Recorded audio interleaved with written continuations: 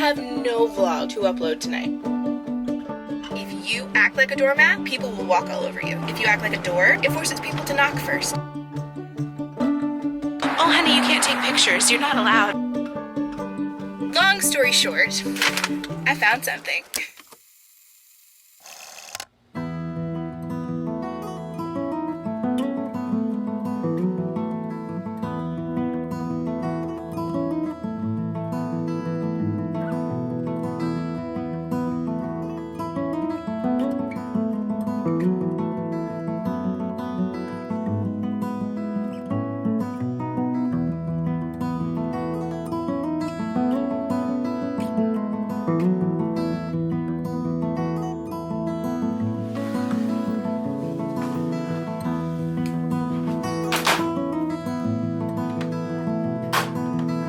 Hello fellow YouTubers, I'm Cassandra Joy and welcome to my channel and my vanity.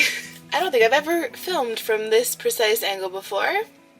Enjoy that. I am just getting ready. I'm getting ready a lot later than I had planned. I woke up with a headache, which I feel like happens every single time I have planned a productive day where I have to get stuff done. I've already pre-planned it. I've already made a schedule. Like, I know what I'm doing. Almost guaranteed to wake up with a headache when that happens. I don't know if it's psychological or if it's just happenstance, but it seems to happen a lot. And I'm not much for believing in coincidences, so not sure what to take from that. But I am feeling a little bit better now. I've got my breakfast shake. It's very delicious. It's that same protein shake I talked to you guys about a few vlogs ago. Tastes like straight up brown sugar and I'm still loving it. I just add some cold brew coffee and it starts my day off right. So you're in my vanity because I'm trying to get ready for the day. Let me run you through what I've got planned, so long as my headache stays at bay. I've been on a really good decluttering kick and I'd like to continue that through the weekend. So that'll be tomorrow's job, probably some of Sunday's job as well. But today I have my part-time job of being a freelance video editor, and I've got a project that I have to do for my client, boss, employer. What do you call them? The person I'm working for has a project and I need to do it. And I don't have to get it done today, but I want to get started on it today. I also realized that tomorrow is my Saturday upload day and I have no vlog to upload tonight. I don't know how I overlooked that little detail. I've been so good about the 2 uploads a week. Pre-planned everything. Like, I've done a really good job staying on top of it, but this week, I don't know, I just forgot that I had to have a vlog ready. So that's why we're vlogging today. It might be a shorter vlog as a result, just because between editing for my client and also editing this vlog, I'm having to get that done tonight, and knowing what an overfilmer I am. I'm not even kidding you. I've had a 4-hour vlog before of just 4 hours of footage that I've had to cut down to something people would actually watch, you know, as opposed to a Lord of the Rings length movie. This vlog will not be one of those. This vlog will be a bit shorter, but I do want to take you with me because I love seeing people's come along my day with me kind of vlogs. I love when vloggers take you along with them throughout their day, even if it's doing boring things.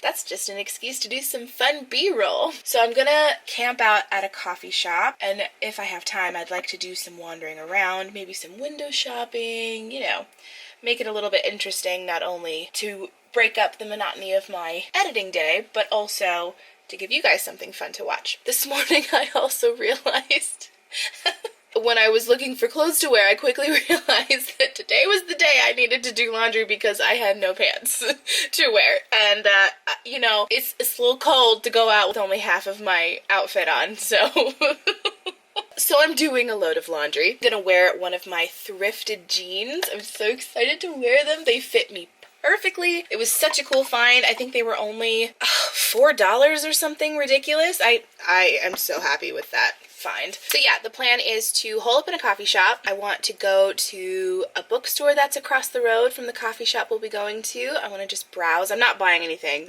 I just decluttered all of my books. I don't need any more books. Plus I have one from the library that I'm currently reading. I'll bring that with me so that I can read it during some of my breaks because it's due soon and I really want to finish it. Like I said, I might do some window shopping. There's an antique store that's nearby. Might pop in there. I'm not sure yet what I'm gonna do today, but I do know I need to finish getting ready. So I'm going to get ready for the day. Hello from my closet floor. I'm just trying to gather everything to pack up to go to the coffee shop. I'm not doing great. My headache just is being very stubborn and sticking around despite the fact that I've taken medicine. It's far later than I was hoping to get my day started. I was hoping to get out of here by 9:30 at the latest. It's now 11:10, so a bit later than I was planning. But I've just decided that I'm gonna head out anyway and hope that the medicine kicks in, because I have to get stuff done today. It's not an option. I would love to have the ability to just lay in bed and suffer through the headache, but that's not possible today, so we're persevering. We're pushing through. I really am glad that I was raised by a family that taught us to not buckle at the first inconvenience that happens. So if we were dog sick, obviously we wouldn't go to school, but if it was just a minor sniffles, that kind of thing, we went to school. We pushed through. I don't think I appreciated it then, having parents who didn't let us mope around, didn't let us give in to those feelings of giving up, whether it was for the day because we didn't feel the greatest, or when we wanted to quit because things were hard. Pushing through was one of those character traits that they instilled in us, and as a grown-up, I'm very grateful because I've met people who were not taught that way, who were not raised to push through their problems, but let the problems consume them, let it cripple them, and almost, sometimes not almost, sometimes totally, make them a victim. And seeing the other side of it, seeing what we could have easily become had we not been raised the way we were, makes me very grateful that my parents instilled that work ethic in us. Obviously, if we had a flu or something, we stayed home, but if it was just a minor inconvenience, if we didn't feel 100%, we went to work, we went to school, whatever it was, we pushed through. And having seen people who were not taught to push through, seeing who they have become as grown adults, my parents had the right idea. So, thank you, parents, for instilling that in me. I'm gonna push through this headache and get stuff done anyway. Oh, it's gorgeous. I ended up changing my shirt because it matched better. But can you hear the birds?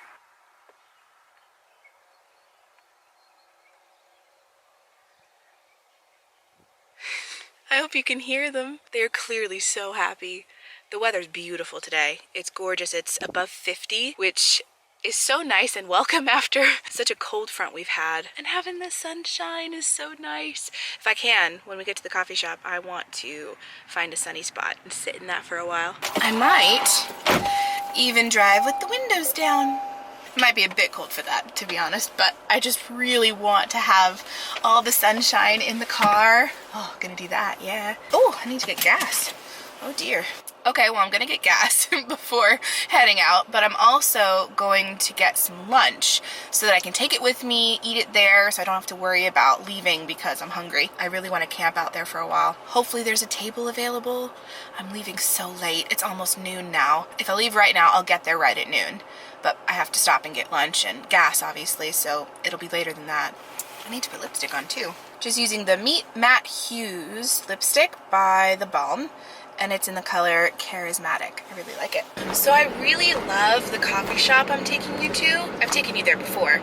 It has a really cozy atmosphere, really great seating, lots of big tables. I love that because you can really spread out, and the chairs are comfortable, which is sometimes hard to find. That's the one drawback I will say about Purebred, is that their chairs are not comfy.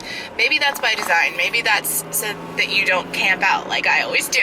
They want to keep the custom moving, but this place has really nice seating, really good atmosphere that makes you want to stay and get cozy. But the one drawback they have is that a horde of teenagers come every day after school. The closest description I can give you to what they act like is wild zoo animals. I'm hoping I can get a good amount of work done, snag a table before all of that. It is a Friday today, and school doesn't usually let out until after 3, so I'm hoping we'd be good, but we will see.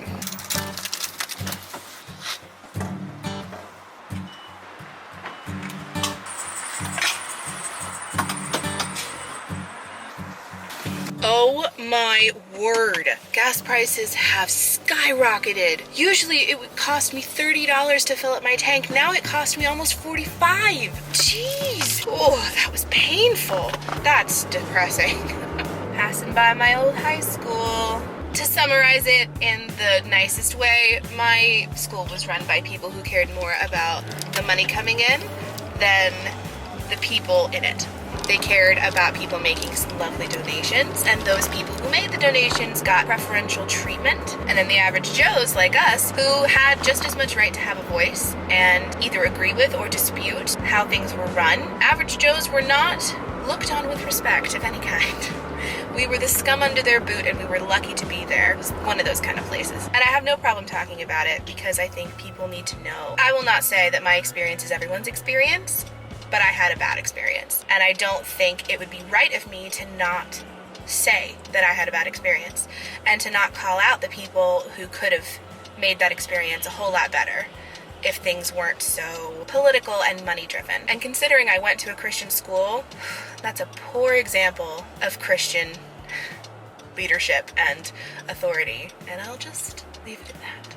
But I will say, to put a positive spin on the whole thing, I will say, though I would never, ever wish my bullying experience on anyone, even though it made me a shell of my former self while in high school, once I left that toxic environment, I blossomed. I was myself again, and better for it because I was able to have more sympathy for people who were misfits, outcasts, who didn't have any friends, because I knew what that was like. And anytime there's even the slightest hint of someone being bullied, I am very vocal about it. And I probably have my heckles up a little bit more than the average person would on that subject. I'm very sensitive to bullying, to people abusing their authority. My experience in school is responsible for that hyper awareness. I think the closest example I can give is like someone who is considered an empath, not in the mystical, I'm an empath way, but just in the, they are hyper aware of their surroundings. They're hyper aware of people's emotions. They feel things very deeply. I'm not saying I'm an empath, but I think in this particular arena, I am ultra aware of people being mistreated. I'm ultra aware of being bullied, even as an adult. If you're somebody who has trouble sticking up for yourself because you're a people pleaser or you just don't want to cause conflict, I hear you, I get it. But the one thing I will say, the thing I've learned from this whole ordeal, the positive takeaway of this entire conversation, which I didn't even mean to get into, is that if you act like a doormat, people will walk all over you. If you act like a door, it forces people to knock first. You know, that was a very bad analogy, but I hope it made sense. That was very deep first thing in the morning. I apologize if you were not prepared for that deep dive, but I do think those kind of subjects are important to talk about, especially if you're a parent or thinking about being a parent. If you haven't had those experiences yourself, you may not be as aware of them happening, or you might brush it off like, oh, well, that's just kids being kids. Because of my experiences, I have no threshold for any of that nonsense. And I think that will make me a better parent in the future. I won't allow my kids to act that way, and I won't allow other kids or adults to treat my kids that way. Just like I don't let people treat me that way. Anyway, I'm about to order food, so deep talk done, food.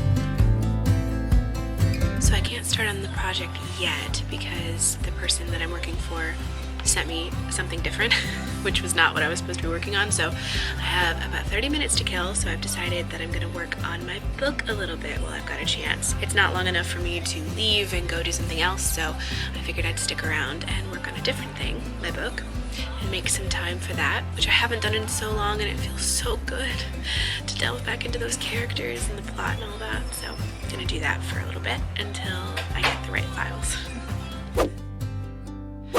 Okay, I just finished my freelance work. Took a little longer than I was anticipating, mostly just waiting for things to upload and all that kind of stuff. So I have about a half an hour until all the shops close.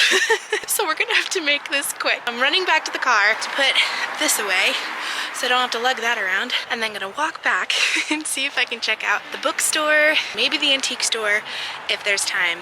I asked you guys in Instagram stories what you would like me to do, and I gave you a couple options. There's a tea shop just across the way, there's a bookstore, and there's an antique store. I also gave the option of all of the above. All of you except one voted for all of the above, so we're gonna do our best to make that happen.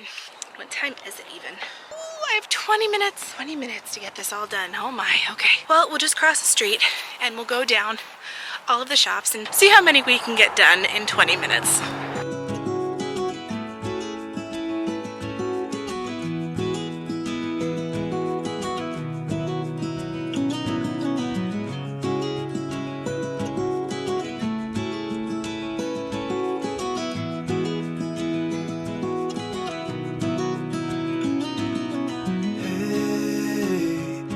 You want to leave this place where we grew up, this old town, just put it all behind. Remember you and I. Well, I stopped into the tea shop and I was just filming on my phone. There were people in there and I didn't feel right pulling out my camera. And the lady that was working there said, "Oh honey, you can't take pictures, you're not allowed." I said, "Oh, I'm so sorry." So I got a little bit of footage, but not as much as I was wanting. So that ended that visit very quickly. But I'm just next to the bookshop, so we're gonna pop in there and see what we can find. I'm not looking to buy anything. I do not need any more books, but it's always nice to browse. Waiting for your call, seems like time as a wave passing by, leave a mark in our marks that turn to memories. The river's gonna cry when you're gone, gone, gone, gone. The river's gonna cry when you're gone, gone, gone, gone. The river's gonna cry when you're gone, gone, gone, gone. The river's gonna cry when you're. The river's gonna cry when you're. The river's gonna cry when you're gone.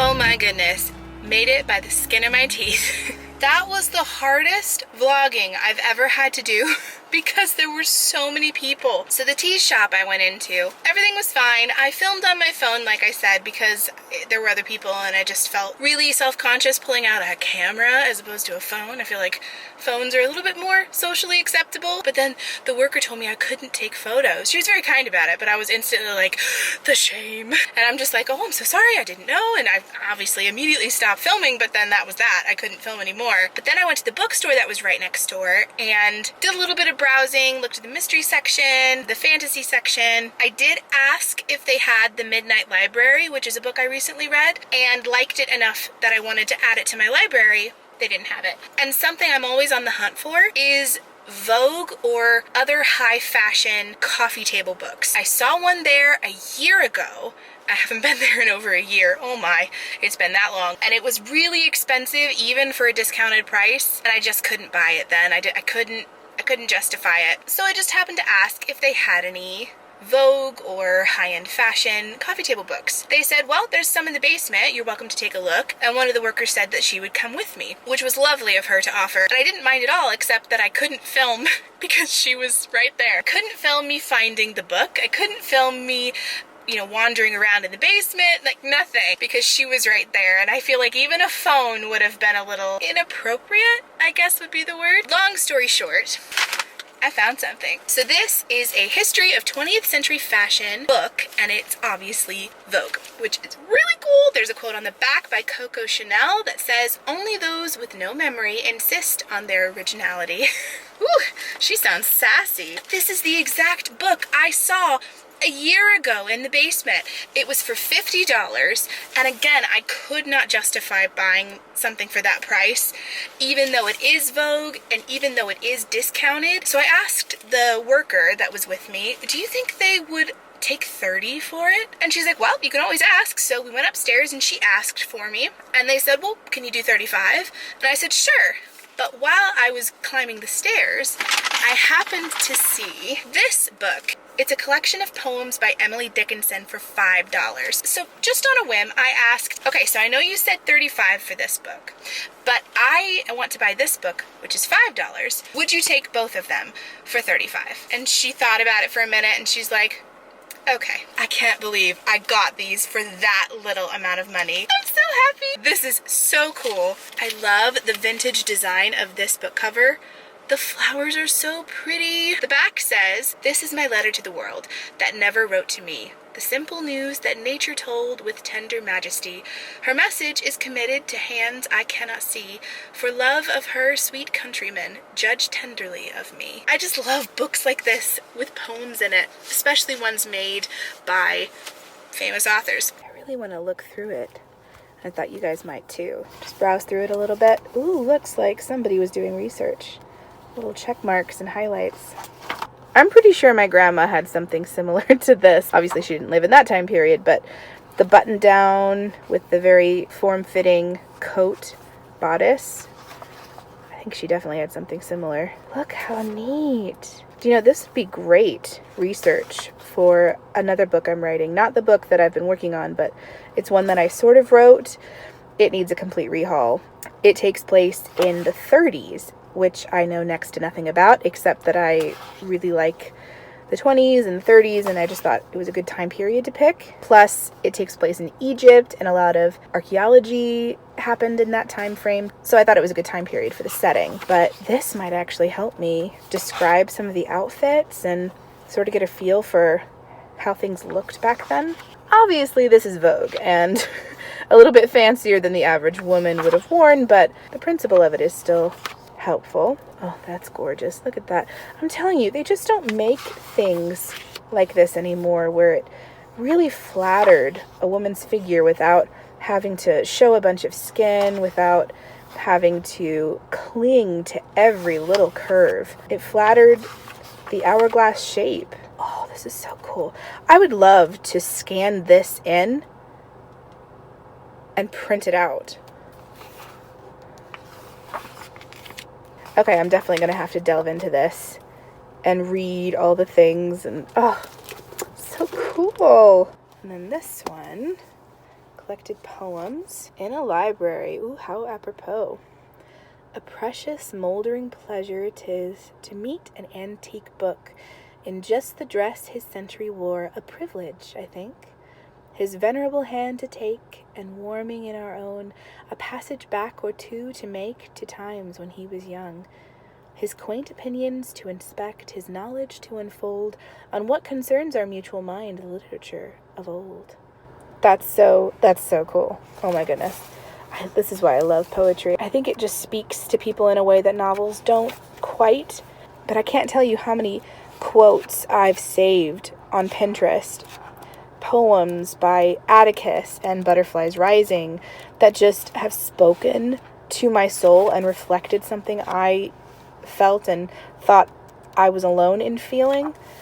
Poems just have that special ability, so I definitely am glad I found this. I want to go down the road and check if that antique store is one of the stores open until 8. I'm doubting that it is, but it never hurts to check. Okay, I'm gonna free up this parking spot because I can see people circling and trying to find a place to park. But even if they are closed, I'm very happy with the purchase I made today. I can't believe I got those 2 books for $35. That's such a steal.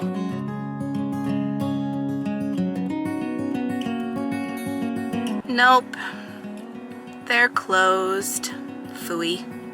I was able to work on my book for a little bit in between working on my freelance job, which was so nice. I really miss those Fridays where Nicole and I would meet at a coffee shop. I still have Fridays off most of the time, but she now works full time, so she doesn't. And our whole rhythm of going to a coffee shop, making that a writing day dedicated to just that, just isn't happening anymore. And I miss it.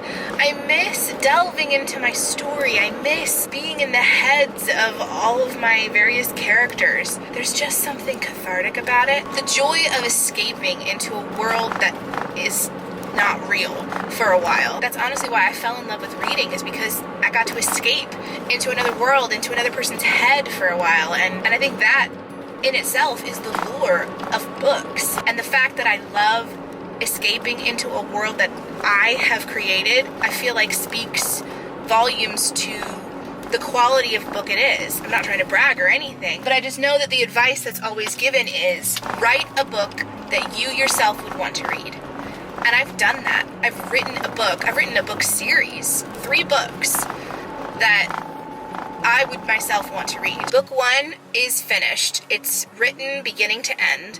Just needs to be chopped up a little bit so that the word count is less, especially under the YA genre. So that's been the bane of my existence, and harder than you would think. It's much more fun to write it, far less fun to edit it. The second book, I've got 90% plotted out, and a lot of it is either written or voice noted. If you're an author and you don't have time or the ability to write down your ideas, voice note it. That is on your phone for a reason. And I can't tell you how many times on a commute somewhere I have done a 5-minute, 10-minute, 20-minute idea dump on voice notes. And that's one thing I need to sit down and do, is go through all my voice notes and write them all down. And that's why my second book is 90% plotted, but it's not 90% written, because a lot of it is in voice note form. So that's one thing I really want to set aside time to just write out my ideas, even if it's just a run-on sentence at first, then go back and write it all out in dialogue paragraph form. Long story short, it was really nice to take a break and delve into my book again. I keep saying that that's something I want to work on in the winter, and winter just keeps speeding by. But that's one of my goals in the upcoming year or years, to get my book published, to get it to the point where I can hand it to an agent can hand it to a publisher, and my big dream is to have it someday turned into a movie or a TV show. Because the way I imagine it in my head is very cinematic, it's very movie-like. When I picture the scenes playing out, it's a movie. I see a movie in my head. I see the characters, I hear the music, I see the camera panning, and I see it all. Someday. Anyway, I'm home, so I'm gonna leave the vlog here. But thank you guys so much for watching. I hope you enjoyed spending time with me today. Let me know in the comments if you made it to the end, and I will see you in the next one. Love you guys. Mwah. Bye!